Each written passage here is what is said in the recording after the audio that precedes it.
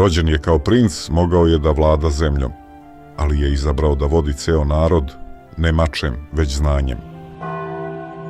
Kao mladić, otac mu je dao na upravu Zahumlje, ali umesto moći i titula, on bira duhovni put.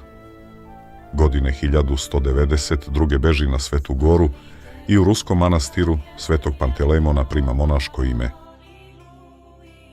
Sa ocem Nemanjom, koji se zamonašio kao Simeon, podiže Hilandar, prvu srpsku svetinju na Atosu, temelj naše duhovnosti. U Srbiju se vraća 1208. godine da pomiri braću Stefana i Vukana, ali i da donese ono što je Srbiji najviše nedostajalo, prosvećenost. Uči narod veri, zakonu, moralu i pismenosti. A onda dolazi prekretnica.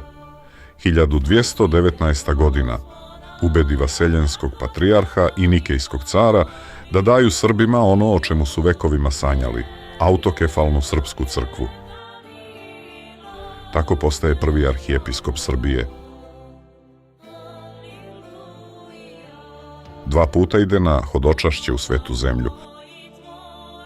Na povratku sa drugog putovanja umire u Trnovu 1235. godine. Njegove mošti kralj Vladislav prenosi u Mileševu. Zbog srpskog ustanka 1594. godine Sinan Paša naređuje da se mošti spale na Vračaru. Ali time nije ugasio sećanje, naprotiv.